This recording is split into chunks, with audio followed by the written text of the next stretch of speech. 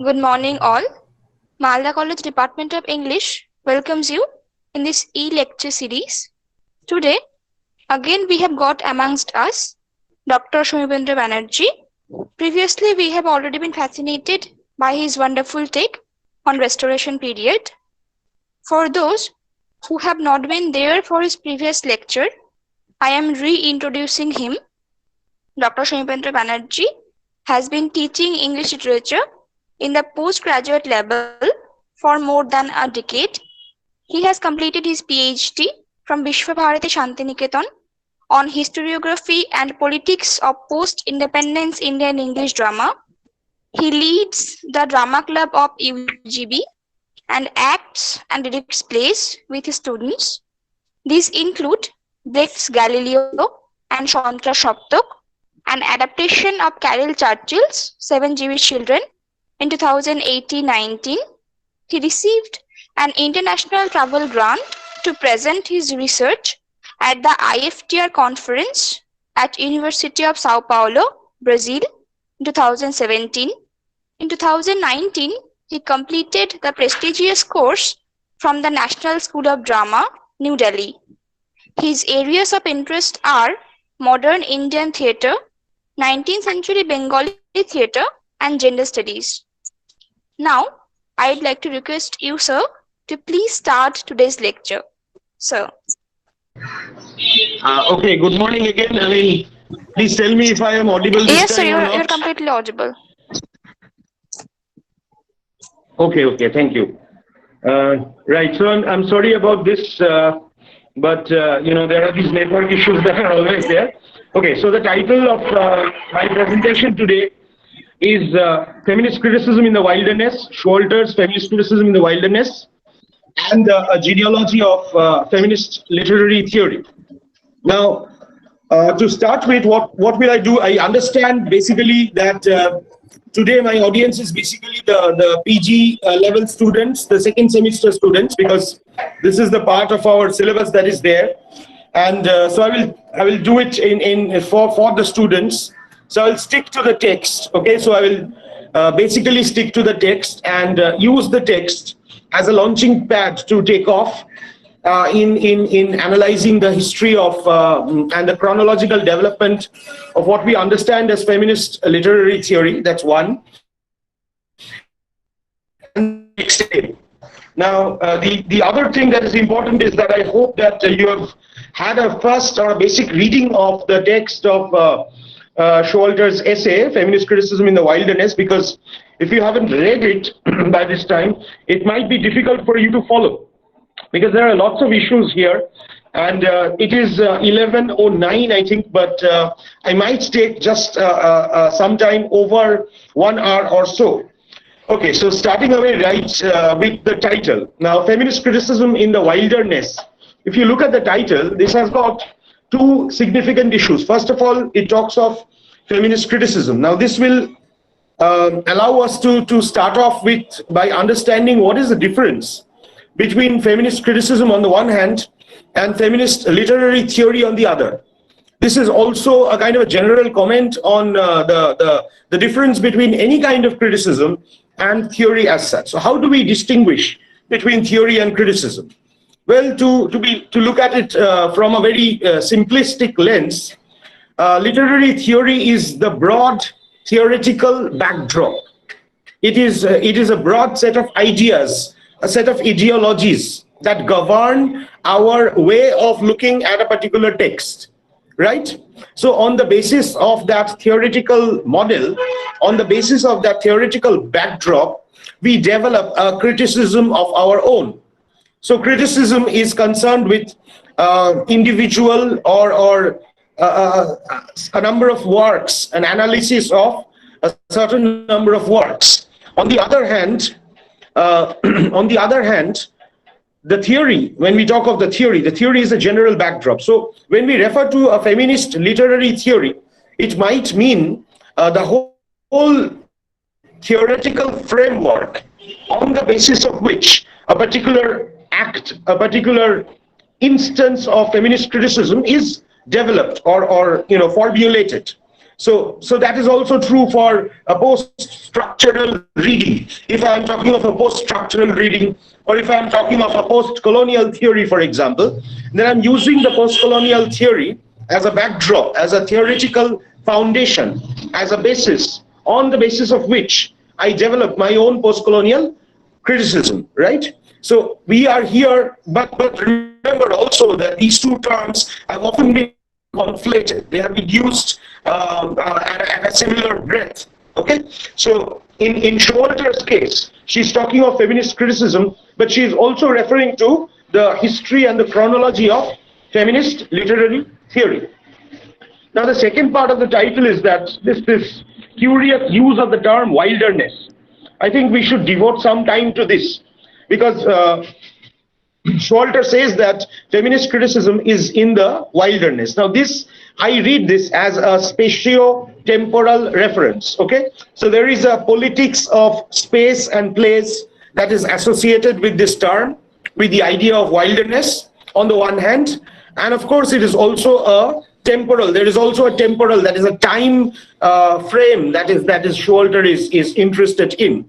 Now you must remember that this essay was published first in 1981 in the journal Critical Inquiry, and later on it became very famous, and it has been included in many anthologies, critical anthologies of feminism or feminist literary theory.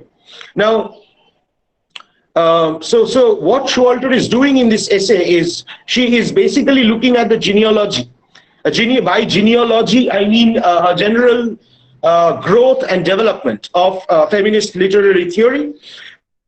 And this is a process, a way, a critical look, mapping, we can say. Nowadays, everywhere there is a very importance, there is greater importance that is being given on this whole idea of mapping. That is, where exactly we are placed, what is our position, where exactly are we standing in the context of literary criticism or literary theory. So Showalter is doing a brilliant mapping of the premise of feminist literary criticism. Anyway, so what is this wilderness? What do we understand by the wilderness? Wilderness means the wild. Jungle, how do we look at the idea of the jungle, right? It is a place which is far removed from the city, okay? It is a place where human beings usually do not live. Of course, there are some marginal groups who live there, but that is a different issue. So the wilderness is understood as an other, right? The wilderness is understood as being negative. Now, in Showalter's use of the term wilderness, it is very important to understand that the wilderness is both a positive and a negative sense. I mean, it's used in both of these senses. It is negative because it is other, and in that sense, maybe it is not normal. It is a signifier of a certain kind of a danger, of a certain kind of an unknown, right? So this can be the wilderness. But then, if you look at it in terms of consciousness, because this is what Showalter is continuously doing throughout her work, if you look at it in terms of consciousness, then the wilderness is such a zone, such a space from where new works emerge. If you look at the history of science, for example, if you look at the contributions, the landmark contributions starting from Sir Isaac Newton or Albert Einstein, then scientific contributions have resulted from the not normal, from the not usual, okay? Major scientific contributions have been characterized by an out-of-box thinking. Now that is also the zone of the wild. That is also a kind of a wilderness. Therefore, in that sense, the wilderness produces something that is going to transform history. So if you need to work on something that is unique, something that is really new, then you have to be in the wilderness. You have to be located in the wilderness, right? So in that sense, it has got a positive sense as well. And that is where wilderness is understood as an exclusively masculine domain. Because whatever transformation, whatever influential development has taken place in our history, that has been always understood as masculine. Therefore, the wilderness is an exclusively masculine domain. right? So this is the spatial idea that is there. I will just come back because Showalter is beginning with Louis Bogan. Louis Bogan's famous poem, Woman, and you see, she quotes at the beginning of the text, you have this: women have no wilderness in them. They are provident instead, content in the tight hot cell of their hearts to eat dusty bread. This is a brilliant beginning, and many of us do not really give emphasis on this poem, on this section of a longer poem. It's a longer poem, and you will get it on the internet. But these first 4 lines, if you look at this, it shows how women have been stereotyped, have been seen as having no wilderness in them, and contrast this wilderness with the providence, with the satisfaction that women supposedly have by eating their dusty bread. Okay, what is dusty bread? Staple meal. You know, in the West, the bread is the staple meal. Maybe the use out. So this dusty bread is the usual case, the run of the mill, no experimentation, just basic food. So this is also a metaphor, of course, which Showalter is drawing in, and Louis Bogan is also using in order to showcase the stereotyping that women have been subjected to, the fact that they do not have any wilderness, which is understood usually as an exclusively masculine domain. Okay, so I'm referring to the temporal issue as well, because you see feminist criticism in the wilderness. So feminist there is a time that is associated with it. That is, feminist criticism is in the wilderness now, at this moment of time. Okay, so now we have to look at the wilderness as a location, as a spatio-temporal plane where feminist criticism is currently located. And at a later section in the text, Showalter says that this is not a concern really, because all theory is right now in a certain kind of in the stage of a wilderness, because that is the stage where you work out yourself, you identify your position, and you get prepared for what is about to come. Now this is very crucial for this particular essay, because you see, located or written in 1981, what was the world like in 1980s, during the 1980s? You see, it is a world that was where the old order was dying and the new order was emerging.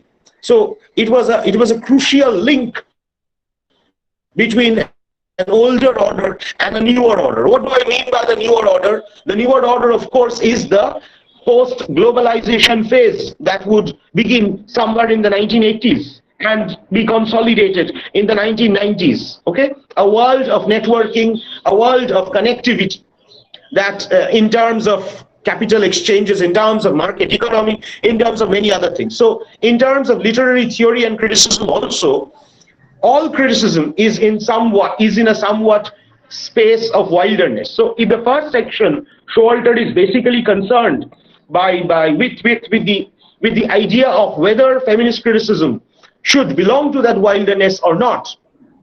And one thing is that if she says that if feminist criticism is in the wilderness, this is a cause of happiness, this is a cause of rejoice, because usually feminist criticism has been left out of other theoretical paradigms. Why? Because if all theory is masculine, if all theory is male oriented, then feminist theory has usually responded to those by staying away from those. But that won't work according to Showalter, and it's good that feminist criticism currently is in the wilderness, because from here we will find out what is next. Because somewhere later in the first section, read the text, then you will see the first section is if Showalter is offering subtitles to the first section is subtitles Feminist Critique, and yet it's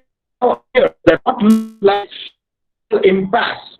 Actually, evolution is in initially it seems that we are not in any that feminist in a impasse. phase. And this is so right. I mean, Showalter is so right in this prediction, because now, so many years after, when we look back at this, we understand that, I mean, very truly, all criticism was in some kind of an evolution phase. We have moved towards the 20th. Okay, Abhay, can we now have these presentations? The presentation, basically. So we have got some slides for you. I will be taking a look at those slides one after the other. So as I told you, I will stay with the text, but I will also move away from the text on certain occasions in order to in order to make you understand the genealogy or the chronologies of the development, the history of the growth and development of feminist literary criticism and theory. Right. So, yeah, next one, please. Let's go to the next one. So we will begin with some critical terms. Not some, but one particular critical term, and that is it coming? Yeah. So I will begin with this idea of heteronormativity. I think it is very important for all of us here to understand that this concept of heteronormativity is a key concept in gender studies and gender and sexuality studies, and of course feminism. So it's a belief or assumption that heterosexuality is the norm, or that heterosexuality is the only normal or acceptable sexual orientation. Okay, so we live in a world which is in a way dominated by a certain conceptualization of the heterosexual as the normal.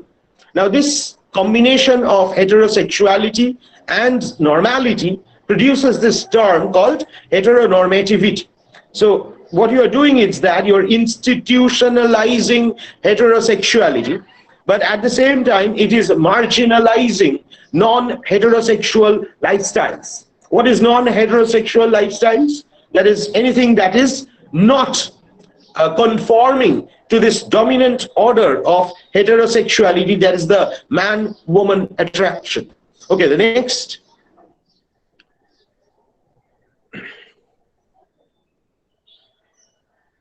The next one, please.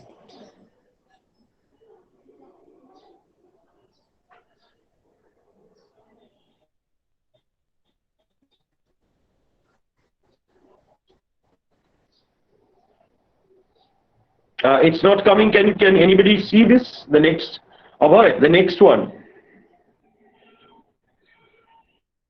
Yes. Okay. So so here you is certain milestones, because Gour is also concerned with these milestones to a extent. Look at these texts as important milestones in the history of the development of feminism. All of you are aware of this. The second sex by Simone de Beauvoir. We will come back to these texts time and again. Betty Friedan's The Feminine Mystique, Mary Ellman's Thinking About Women, and Kate Millett's Sexual Politics. And see how interestingly Showalter, in another work, Feminist Critical Revolution, she says that after the 1960s, there has been a significant alteration of the assumptions of literary study. Right? Yes, the next one. I mean, we are beginning with with a later phase, of course. Yes, go to the next slide, please. So we are beginning with with a later phase. There have been earlier texts as well.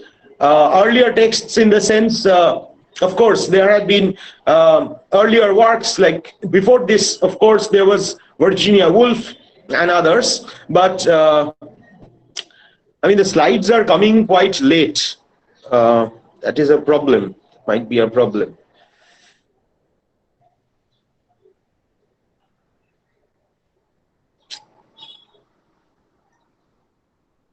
Rumpa, can you see the next slide?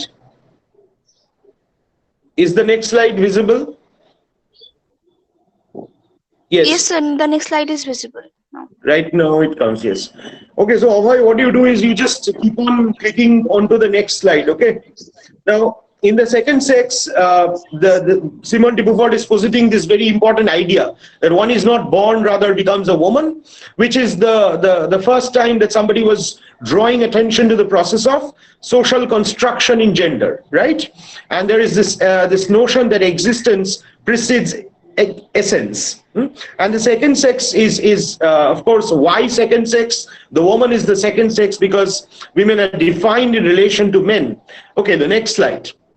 And the historical construction of women. Now, one thing we must remember, that this sex gender system that all of us we are aware of, and whenever we ask our students that what is sex and what is gender, the answer that comes up is that sex is biological, gender is social or cultural, which is fine, which is right, but we also need to understand that this conceptualization that Simone de Beauvoir had provided in 1949 has changed, has transformed, okay, to a certain extent. And after Judith Butler particularly, we can no longer say in that usual breath that we usually do, that sex is biological and gender is cultural. So I mean, this simplistic binarization no longer really holds. Okay, the next is not coming. I think this is a problem of the mobile, of being using the mobile. Yeah, now it comes. Right, so feminine, abar click kore dao. I mean, these are actually, there are many animations that are there, which is why it is getting delayed. Now, the feminine mystique was questioning the assumption that American women were satisfied and content with household works, with their sexual lives, with marriage, and bringing up children. This was, you see, the feminine mystique is published by Betty Friedan just around the 1970s. So it was looking at American life after around the 1960s, right? And this was questioning, critiquing this assumption that the American women were satisfied and content with their household works, because that is the premise, that is the women's sphere that we have been understanding women as. The next one.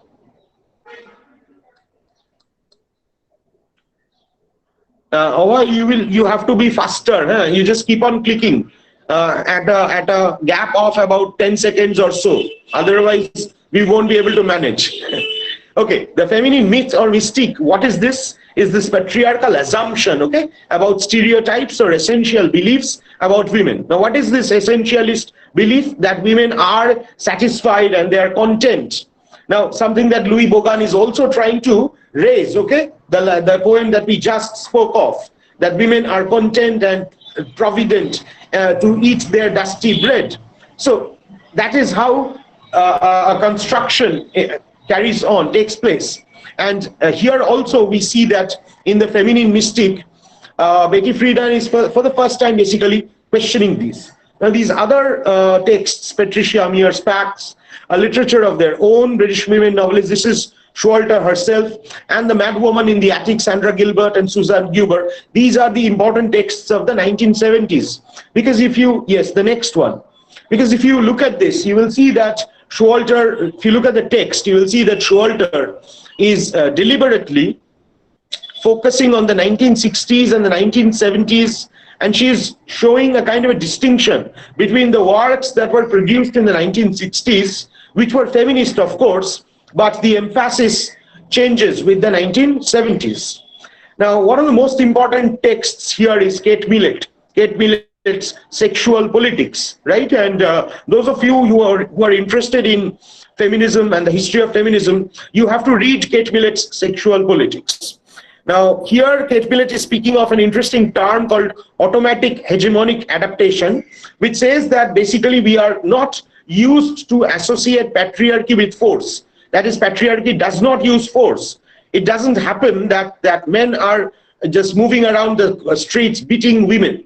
Of course, women beating is there, but it is not a dominant, visible affair. So, on the other hand, we have internalized the precepts of patriarchy so much that it does not require violent implementation.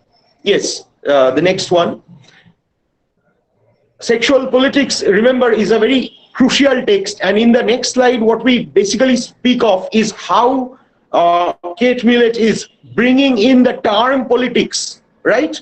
How Kate Millett is critiquing this notion of sexuality and looking at it from the perspective of politics. So can we view this in a political light at all? So, and she also explains that the term politics shall refer to power structured relationships and arrangements. Yes, the next please, where one group of persons is controlled by another. Now it is this relationship of politics to our culture that has dominated cultural studies.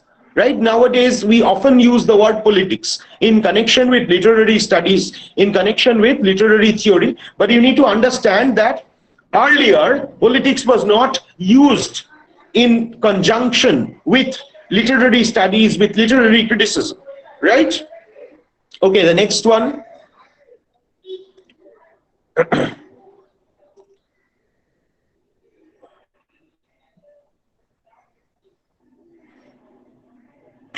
Yes, a very important issue here is the three waves of feminism. All of us again are probably aware of the three waves of feminism, but we will just take a look at this once again. See, the first wave is the wave of the suffragists. Suffragists is the movement of women in order to gain equal rights in terms of voting. So the voting rights. So this is something that is located, that is a long history from 18th century to the early 20th century, where the first wave of feminism was concerned with political power, with the assumption of political power.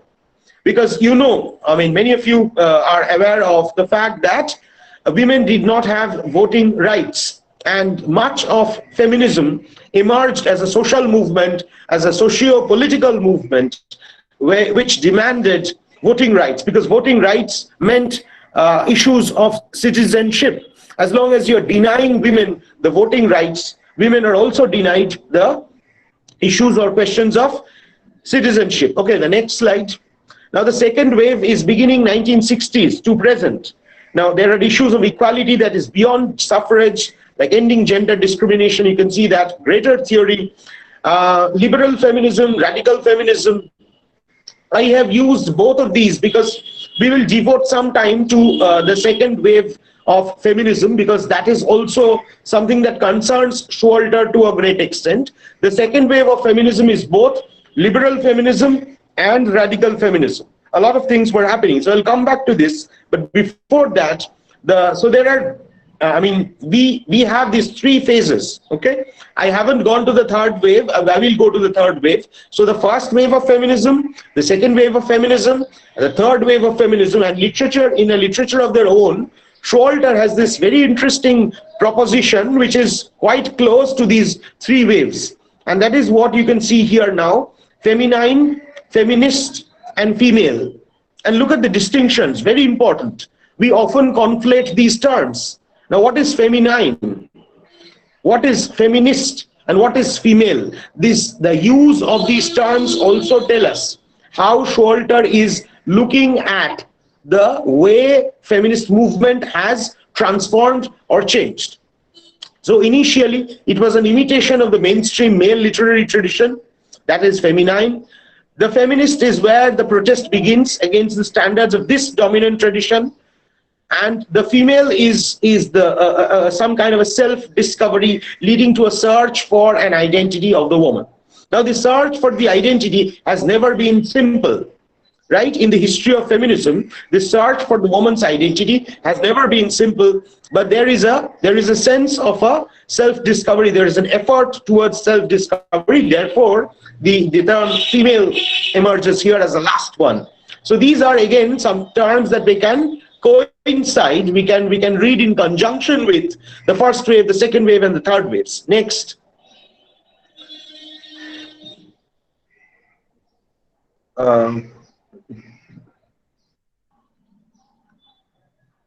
I'm sorry about this waiting that you have to do, but I think this is a problem with the mobile coming. Actually, Our poor mobiles are being subjected to a lot of pressure nowadays, and the result is, and this is also something that is important. I mean, there are these online classes that are going on, but there is this concern about this digital divide that is very strongly present. Now, the second wave has been understood as in two ways, actually, okay? As an emerging new feminism of women's liberation against or away from an old feminism of equal rights. This is a very interesting, distinction, and you can just take a look at this, closer look at this. So a new feminism of women's liberation, which is understood as collective and revolutionary, away from an earlier old feminism of equal rights, which is individualist and reformist to a certain extent. Now, in the next slide, we will take a closer look at the second wave and try to understand in what sense is so. If the first wave was concerned with voting rights, equal voting rights, the second wave, as I told you, is greater diversity. Of course, it is about greater diversity. It is about greater protest. It is about women's liberation, the question of women's liberation. And here, one of the most important terms associated with the second wave is the personal is the political. It's a very dramatic statement that second wave feminists made, actually, and it gained coinage. The personal is the political.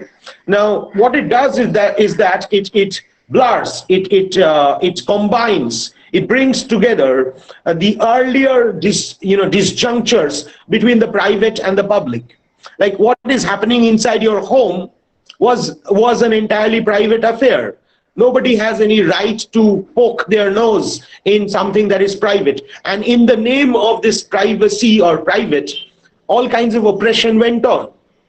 But this is where there was, of course, the idea of the female body, the idea of oppression back at home and also at work.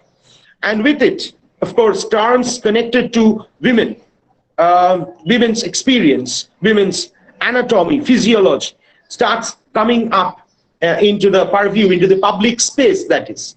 So like menstruation, pregnancy, childbirth, rape, domestic abuse, violence. So these are no longer seen as private anymore. Therefore, the personal is the political, okay? And feminists, by claiming the space of the personal is the political, what feminists are doing, they're expanding the understanding of oppression. They are expanding the understanding of oppression, which had so far been seen as not private. Anything but private. So whenever, if we say now that even I am an apolitical person, I'm not interested in any kind of politics, that is a wrong statement, actually, because that is also a political statement. Yes, two other things that I'm concerned with is one, the woman, a very important movement, I would say. This was basically a 10-paragraph manifesto which was written by the radical lesbians in 1970. Remember, all of these events are taking place in the United States of America. And Showalter is writing from the perspective of American feminism. So who are these radical lesbians? Radical plus lesbians, okay? So the lesbian movement began with the woman-identified woman manifesto, because the woman identifies the woman. Okay, so it's a question of sisterhood. And remember, this was also against the NOW, that is the National Organization of Women, who are holding this congress there.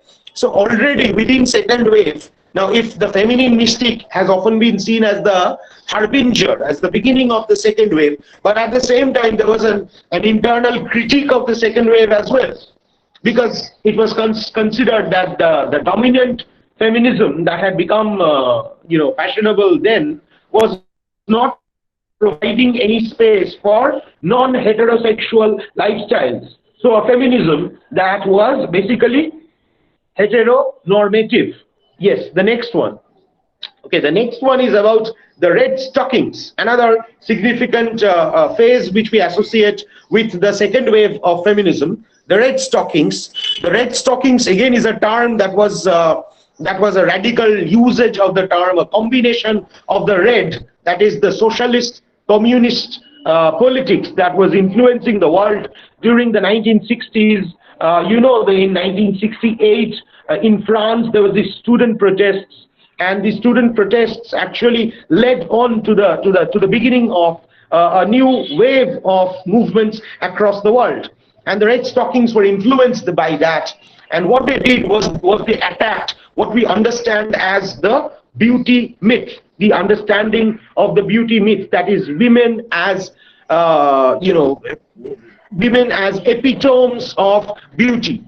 So the Red Stockings protested against the reduction of women, particularly in Miss America pageants that were going on. This is something that happened in 1969, a very important movement. Whenever you look at these, you will come across these.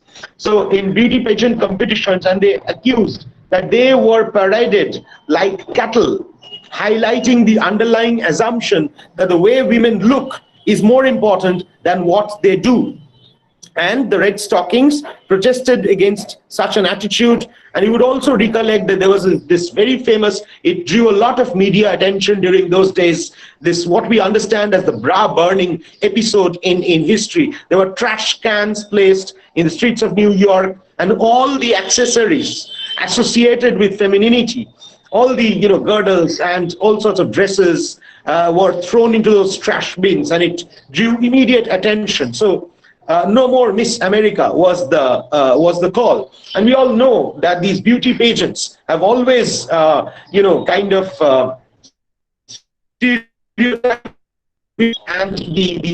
have exposed the underlying beauty myths associated with these women. So okay, next one please. Yes.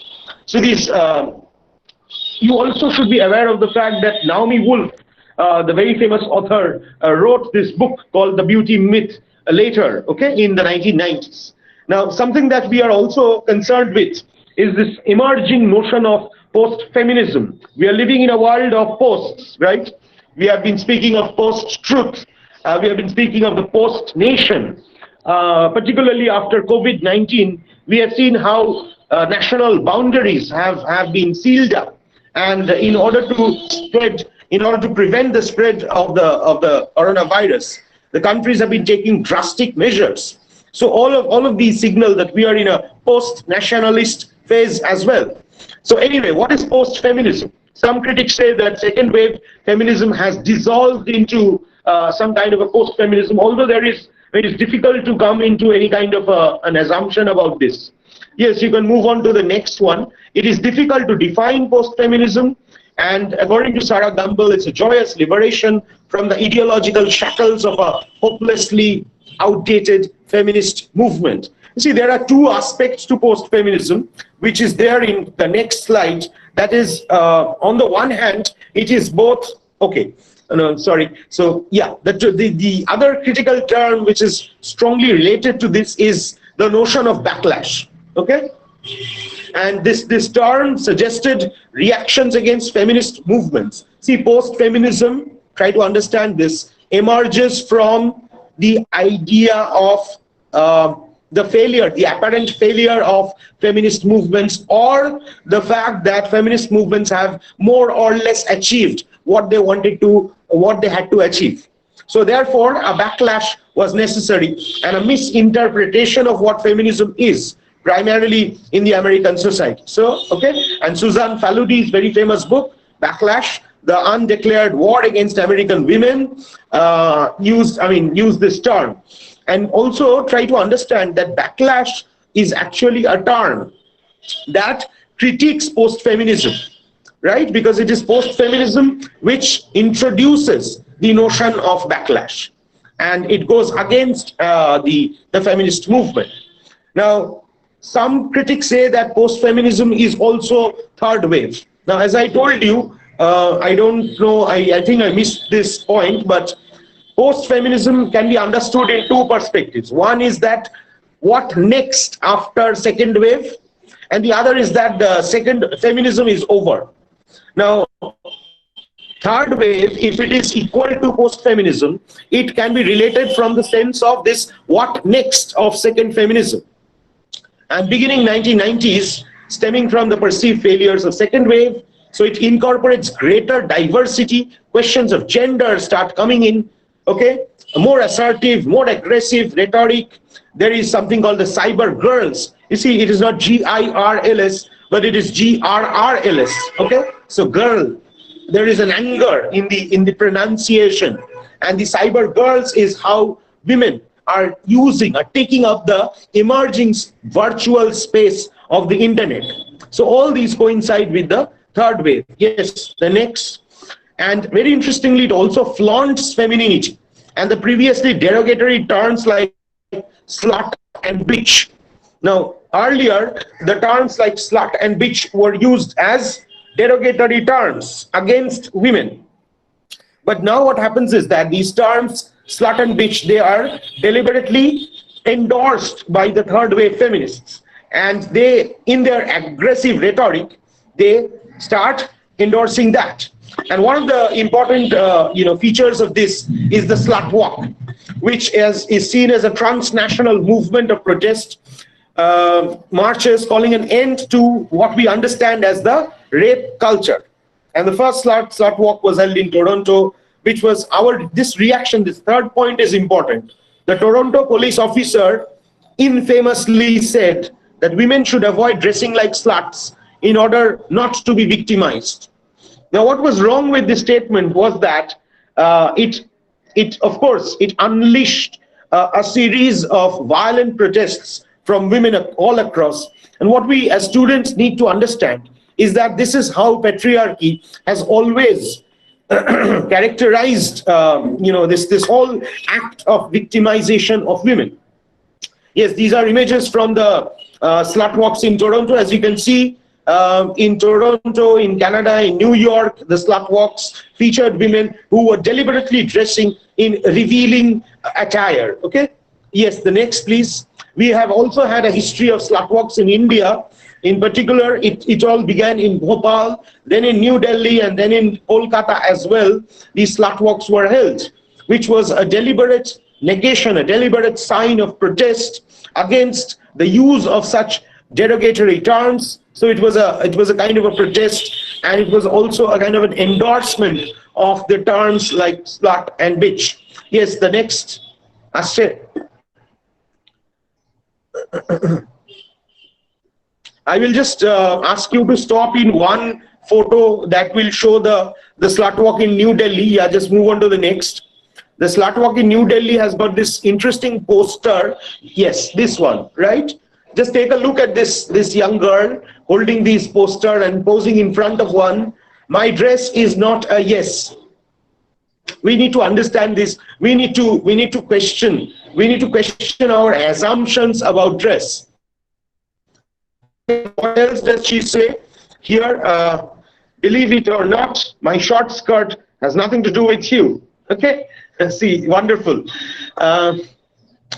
Yes, and before we have already moved on to gynocriticism, because that's the next point that Showalter is raising.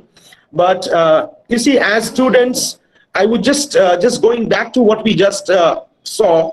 We need to, you're all friends, sit together and encourage a discussion amongst yourself. Try, striking out a dialogue, a conversation, a debate as to what you feel about dress, as to what you feel. Why don't we talk about men's dress? Why don't we talk about why are we always concerned with women's dress? And how should women dress? And how should women present themselves? Why are these matters that we need to ponder constantly? And whether this comment that the Toronto police officer made is really something that we need to give importance to. Okay, so this one of the central issues in feminist criticism in the wilderness, we are back to the text, is gynocriticism, and there is a distinction that she makes.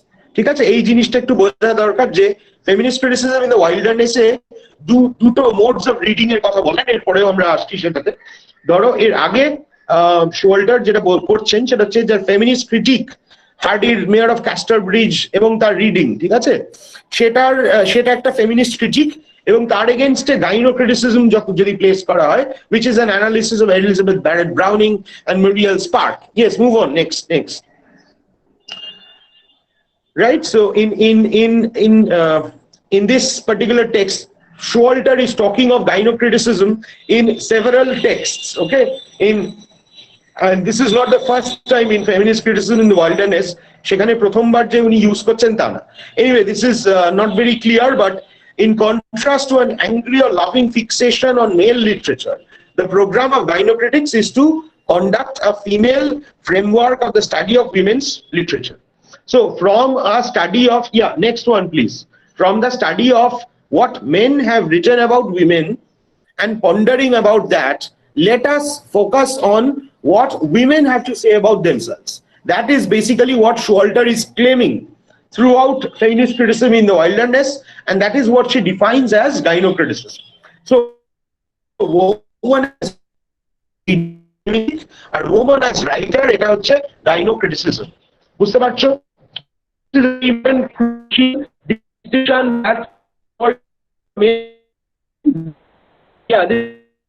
International Women's Day.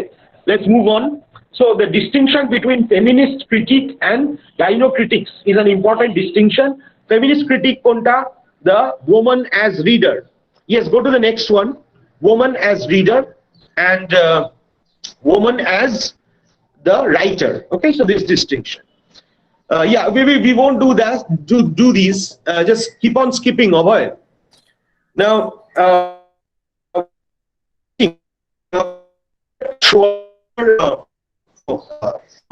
here is how do we understand, how do we define the difference of women's writing?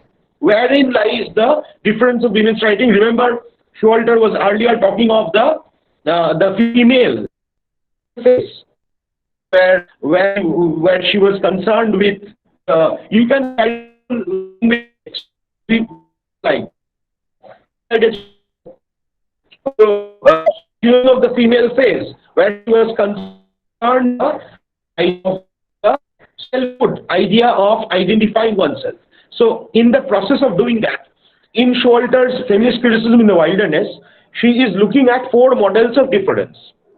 So she says that women's writing and women's difference can be understood from 4 basic models. And what are these 4 models?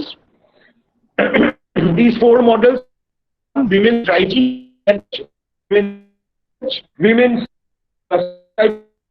first one, then women's writing and women's language, then women's writing and psyche, women's writing and the idea of women's psyche, and women's writing and women's culture. And she will show that each of the models are a development upon the other. Okay, stop here. No, this has gone back, I think. You can carry on moving. So women's writing and women's body is an extreme kind of a statement that she says. It links the body with the expression. Now this is something that the French feminists were doing, this idea of écriture. We will come back to the idea of écriture. Look at this quotation from Hélène Cixous, and what Hélène Cixous is saying is that write yourself, your body must be heard. So there's a deliberate reversal of the notions that we understand with reference to the body and with reference to the self. So you cannot write yourself, but your body must be heard. So how can you make your body be heard? That is basically when you are using your body as a resource, when you are using your body as an expressible form of writing in itself. And nowadays, after the rise of cultural studies, literary theory, concerning cultural studies, we all know that embodied narratives play a very important role. In the theater also, we have been increasingly giving importance to the role of the body. Yes, the next one.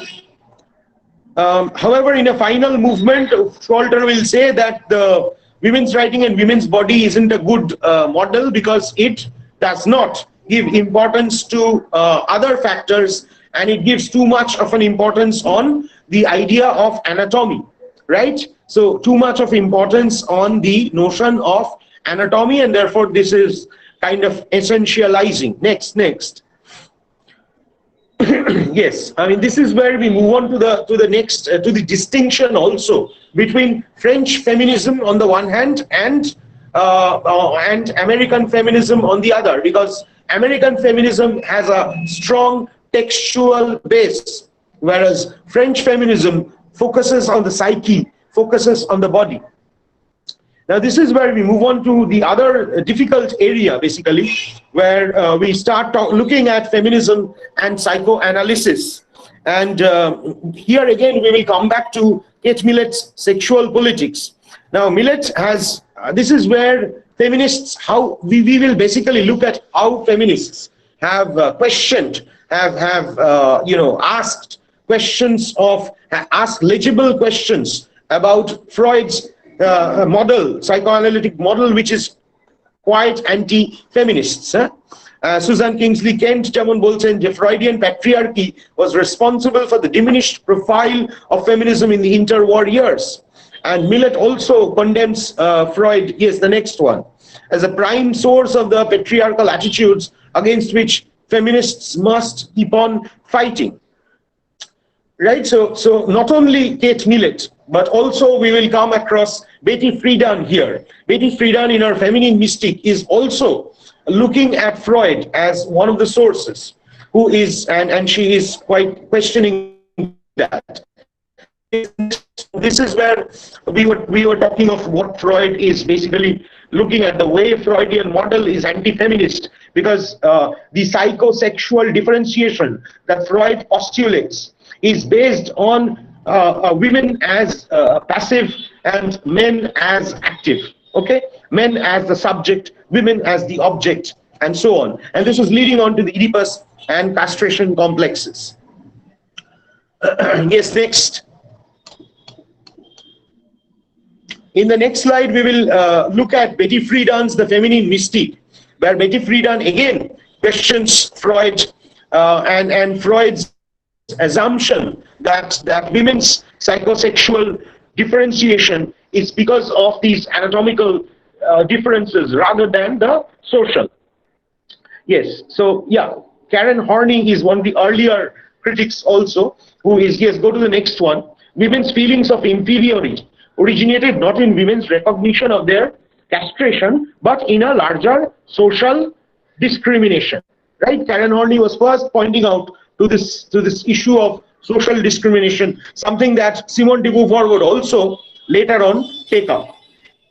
Now, yes, Betty Friedan penis envy ke dekhachhen. See, penis envy is a term which is a common term in psychoanalysis, which means that which associates it with a certain kind of feminine disadvantage and lack. Okay, a kind of a have-not feeling that the woman is going through. This is according to Freud and also Lacan to a certain extent.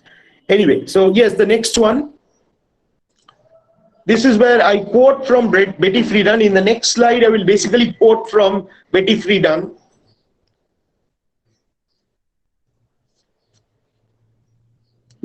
Yes, because Freud's followers could only see women in the image defined by Freud. And what is that women? Inferior. What is that image?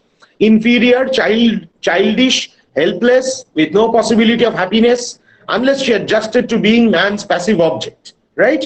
They wanted to help women get rid of their suppressed envy, their neurotic desire to be equal. They wanted to help women find sexual fulfillment as women by affirming their natural inferiority. So it is in this attitude that feminists have found problems with, and very legibly so, because the Freudian model, of course, is strongly anti-feminist. And even Lacan, when Lacan is developing upon Freud, although I am not an expert in any way on psychoanalysis as such, but these basic premises of psychoanalysis. Yes, the next one, please. So these basic premises of psychoanalysis are strongly anti-feminist, and all feminist critics primarily who have been looking at psychoanalysis and feminism have questioned these. Now we move on towards another aspect that Showalter mentions, and that is French feminism. See, women's sex organs just about everywhere. and there is women's jouissance. This is a concept that is connected to many of the French feminist authors, notably Julia Kristeva, Lucy Irigaray, and Hélène Cixous.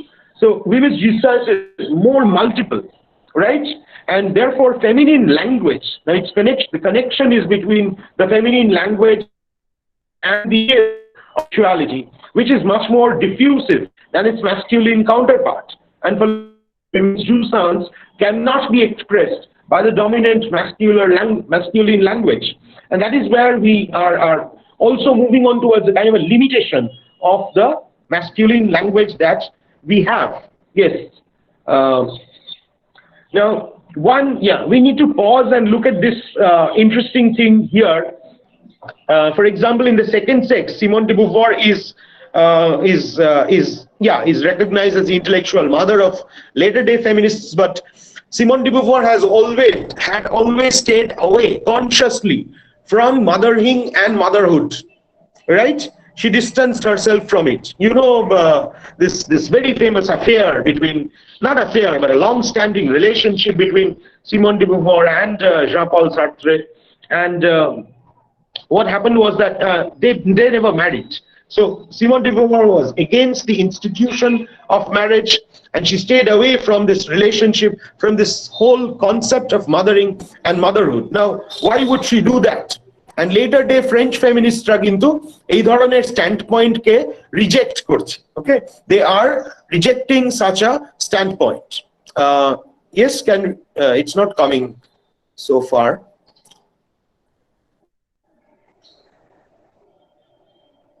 You just go to the next slide. Yeah, I've said what is here. There is a distinction between the feminine women and the modern women. And for Simone de Beauvoir, the modern woman is one who does not fall in the traps of the passive roles of femininity that patriarchy sees. Yeah, just move on to the next one, which is a distinction between feminism then and feminism now. Yes, put on. I mean, keep clicking. The others will come. So you see, feminism then এর সঙ্গে feminism now এই জায়গাটা আমাদের একটু বুঝতে সাহায্য করবে।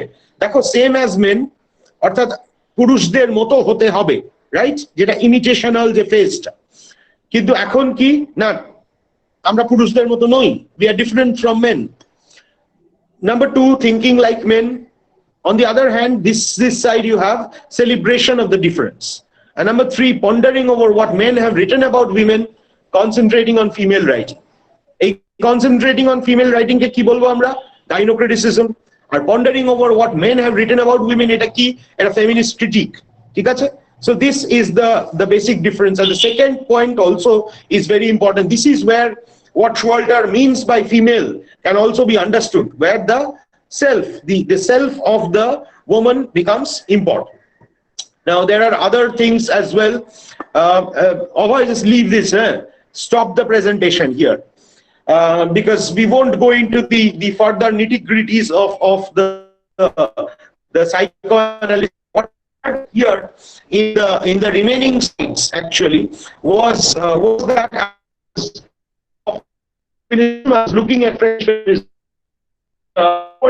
Gives on French feminism. If you look at the histories of feminism and the development of feminism, you will see that feminism has always been seen from these curious geographical locations. Okay, so British feminism, which is Marxist, primarily Marxist, French feminism, which is primarily psychoanalytic, and American feminism, which is primarily textual, right? So these are the three major forms of feminism, although there is of course this notion of critique that is possible, because this is again a dominant white first world feminism. I will come to this later on again. Anyway, so in French, so in Showalter's essay, Showalter gives a lot of emphasis on the French feminists who are emphasizing once again on psychoanalysis, on a notion of castration, on a notion of feminine disadvantage.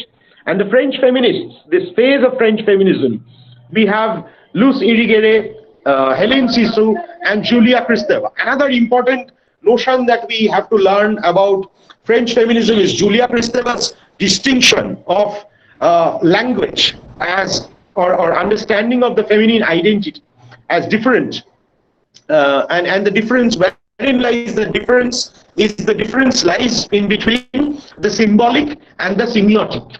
This is a distinction that Julia Kristeva is making, which is a very tense and a very crucial and a very difficult also kind of distinction, because she draws upon Freud and Lacan and Derrida, makes this distinction. But what is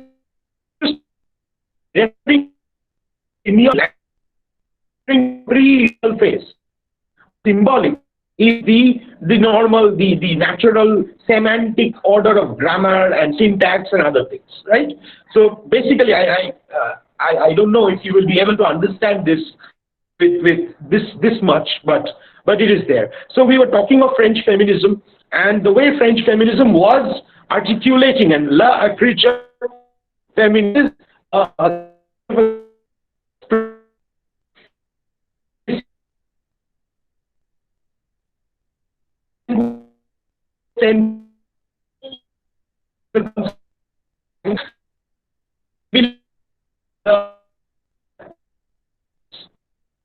language privileges the dominant language that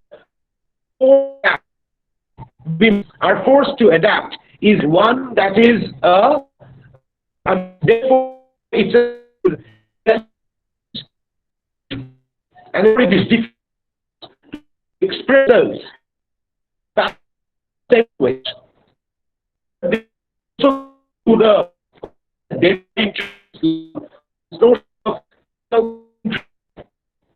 centric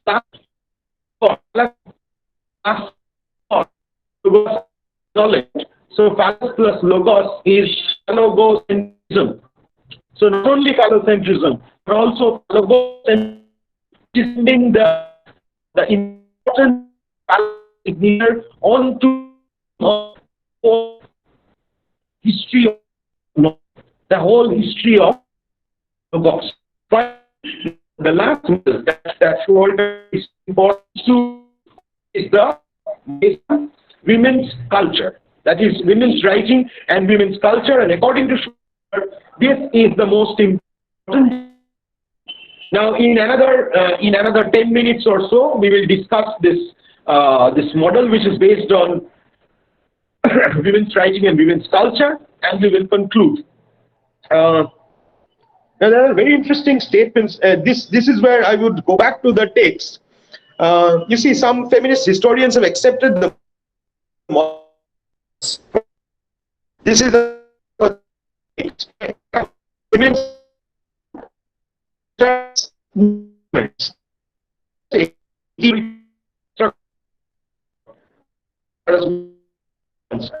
Sphere or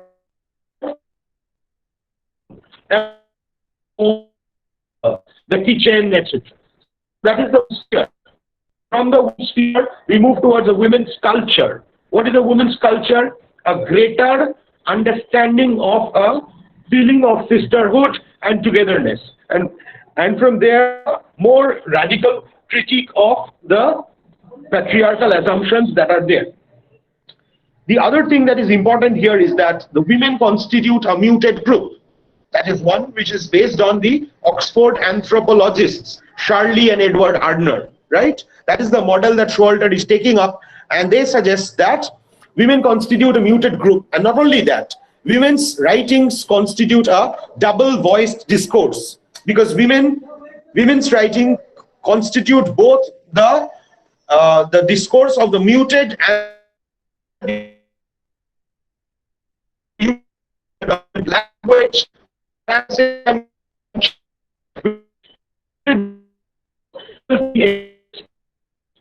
is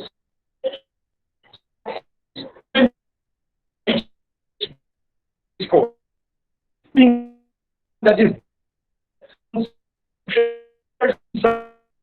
you have done part theory and not humor or other. This is that is man's culture There is another circle Y, which is women's culture, and there is a lot of area that is overlapping. That is man's culture and women's culture overlapping. But there are two crescents, both which are outside. Now that is the wild zone which Showalter refers to, and this is again connected to the earlier notion of wilderness, the crescent of Y. That is, তোমরা বুঝতে পারছো দুটো intersecting circle, তাহলে এটা হচ্ছে men's circle, এটা হচ্ছে women's circle, ঠিক আছে? তাহলে মাঝখানের যে জোনটা সেটা হচ্ছে দ্য কমন পার্ট, বাট একটা পার্ট আছে যেটা এক্সক্লুসিভ টু মেন, আর একটা পার্ট এদিকে আছে exclusive two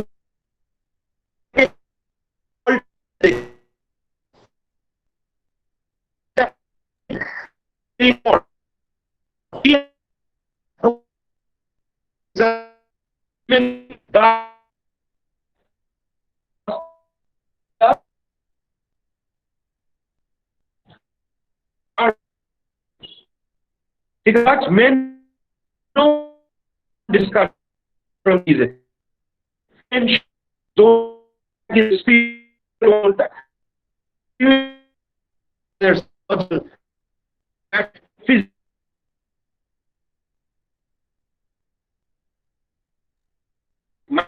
no, but is that metaphysical. Now this is something that is never known, right? This is something that is never known by the okay, yeah, I think I'm audible, but let me just try it once again. So the wild zone, the crescent of at the level of the metaphysics, is something that can never be understood, that can never be articulated, that is always a mystique. Whereas the same corresponding zone, the crescent in the men's phase, is something that becomes a part of legend, becomes a part of myth, because language and culture is phallogocentric.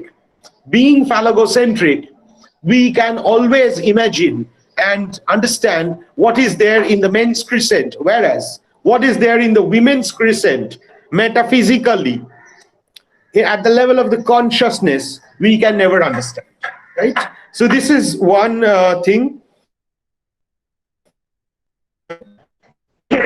Later, of course, she saw the voice discourse, and she shows how there has been a kind of a development. Now, the other term that is important, with which basically Showalter concludes, that the notion of the palimpsest. Notion of palimpsest, okay? Palimpsest is where on which a particular script is written, and that script could be written again. That palimpsest is also and becomes a word or means another discourse that in of this other text beneath the layer the is always visible, it's always there, right? Yeah, that's basically the audio is also breaking, I'm sorry about that. We can close this here, huh? I think I've taken enough time. So what I've tried to show, let me just quickly sum up, is that there has been I've tried to show a feminist genealogy of literary theory. I've tried to show the three waves of feminism, the advancement, the ideas of post-feminism, and the third wave of feminism. I've focused on the second wave of feminism, and I've tried to show how the war in the 1970s were increasingly gynocritic. Finally, on the model based on women's culture, which according to Showalter provides a better, or rather the best, so far the best way of understanding what women's writing and women's difference. Because unless and until we have been able to define ourselves, unless and until we have been able to understand what we mean by women's writing and women's difference, we won't be able to progress. Right. So thank you. I think we will end here. Thank you, sir. It is indeed a privilege to listen to you again. You have nicely discussed how feminist criticism has developed and the loaded terms of feminist criticism. Now, I'd like to request if anyone has any query, please come up with that.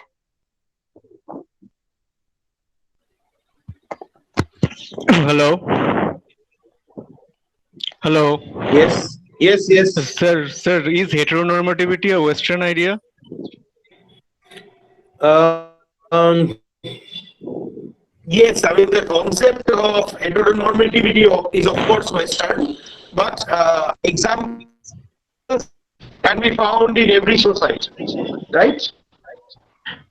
These theorizations were done in the West, but the examples of those, in practice, what we see in practice is something that can be found almost everywhere, right? Although it's very important because there is always this aspect of a post-colonial feminism, or something that we have later understood as third world feminism, right?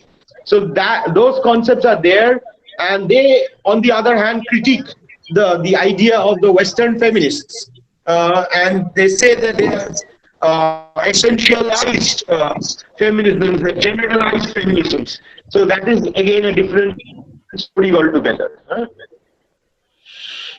Okay, sir.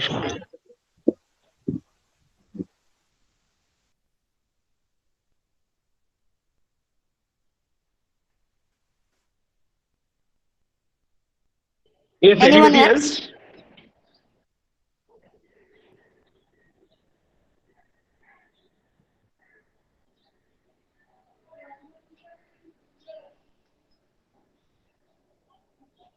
Uh, See, this one thing is important, and one thing that I just would like to add, and that is, you see, this whole idea of women's writing, emphasis nowadays we are giving importance to that. We are getting back. We are trying to find out a literary heritage of women. We are trying to recover a lost tradition of women's writings. But this is a very recent phenomenon. You must understand that this is a very recent phenomenon. See, for example, the Northern Anthology of Women's Literature, or literature by women. This was again published by Sandra Gilbert and Susan Gour. This was published in 1985. কতদিন আগে just কিছুদিন আর ইন্ডিয়াতেও সুজি থারু এবং কে লালিতা women writing in India, Indian women writers, তাদের যে অসাধারণ anthology যেটা Oxford university press থেকে বেরিয়েছে, that was published in 1991. So you can say that this work of looking back at women writers, finding out, exploring those women writers, has been a very fairly a recent phenomenon.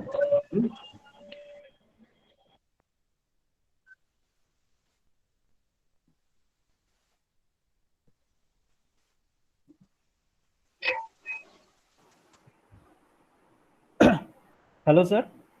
Hello. Hello, sir. This is Jyotirmoy. I actually Yes, carry on.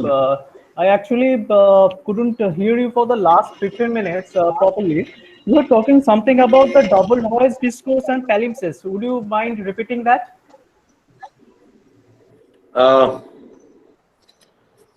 I was just referring to the text of Showalter for the students, and I was telling how Showalter is looking at women's writing as a double-voiced discourse. Okay, and this double-voiced discourse, it is seen as a double-voiced discourse primarily because it involves both the muted and the dominant parts of it. Okay, I mean, in a narrative, or in any kind of representation of the woman, there is always both the selves, both the dominant and the muted parts. That is dominant because you're using the dominant masculine language, and in a way being determined by that, and muted because it is also, you're also carrying with it the other self, the feminine self, which is probably unable to be represented properly. And this is something that I was speaking of. Yes, sir. But you are also talking about Gilbert and Gour's attempt to connect this to palimpsests. I couldn't hear that portion.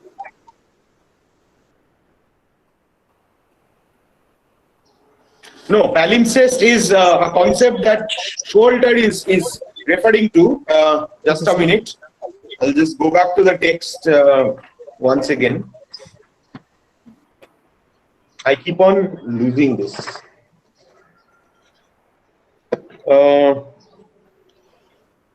Yes. তখন উনি বলছেন যে how can a cultural model of women's writing help us to read a women's text? One implication of this model is that women's fiction can be read as a double voice discourse, are containing a dominant and a muted story. What Gilbert and Gour also refer to as a palimpsest. She is drawing upon Gilbert and Gour, but Showalter is also referring to this. Now, palimpsest idea ta hocche a parched paper. In the ancient Egyptians used the palimpsest where they would write one story and then erase that because of the lack of paper. They would rewrite this way. So the very medium palimpsest refers to the act of a rewrite, right? And in case of women's writing, so what is, if we look at it from the metaphor of the palimpsest, therefore there is always another story to be read. That is what Showalter is trying to emphasize. There is another story. There is, yeah, that's it. Thank you, sir.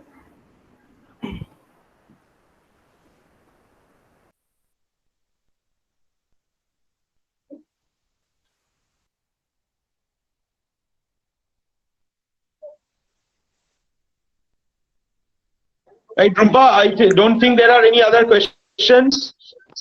So Anyone else? we'll just ask if Sir, I have a question. It's not a question basically. I mean, I was just wondering that do you really think that post-feminism has done something to the so-called quote-unquote passive role of femininity? I mean, that is there something to do with that?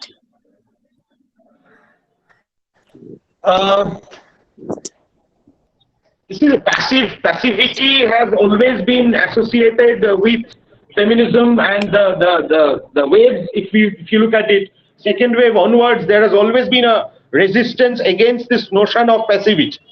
Now, post-feminism, as I told you, it is, first of all, it is difficult to understand maybe right now. Post-feminism is relatively new and it is being formulated, it's being shaped. So it's difficult to define it right now, but post-feminism has been understood from two of these perspectives, which are often contradictory. On the one hand, post-feminism is connected with the third wave feminism, that is a kind of a next. After feminism, where are we moving? So a kind of an extension of what feminism was trying to achieve. So that is one way of looking at it. In that sense, it continues to question or challenge this idea of passivity. But in the other sense, if post-feminism is a kind of puts an end to feminism, because whenever we look at the word post, there is a notion of the after, right? So the post-colonial is after colonialism, but post-feminism is more associated with, I would say, post-modernism, not post-colonialism. Because postmodernism also is something that is difficult to define, and postmodernism doesn't always imply an after modernism. So it's also a kind of a continuation of modernism in a different way. So similarly, post-feminism also is a continuation of feminism at the same time, but it is also a kind of a backlash against feminism. So in that sense, it has, some critics might say that it is returning ourselves to this passivity as well. Many critics have actually objected to post-feminism's role in this backlash and the achievements of feminism up to the second wave have been negated, and post-feminism has been a construction of the media, right? So these Yes, sir. notions are also there. Yes, sir. Thank you, sir. If anyone else has any query, please come up.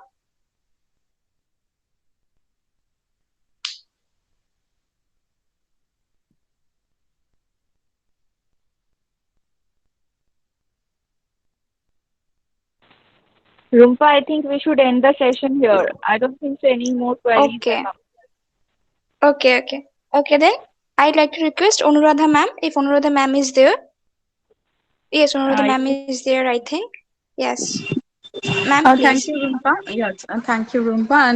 And thank you, Shomipendra, once again. Thank you very much for this lecture, the very useful lecture, because when the concept of new woman is continuously and constantly haunting us, and uh, whether feminism is valid till date, and if really post feminism is applicable to the time when uh, various web series are coming up with quite an absurd um presentation of independent womanhood and capturing the minds of the young. And when on in this corona days, in this time of crisis, we can see that a self-dependent woman giving birth to a child under a tree on the road,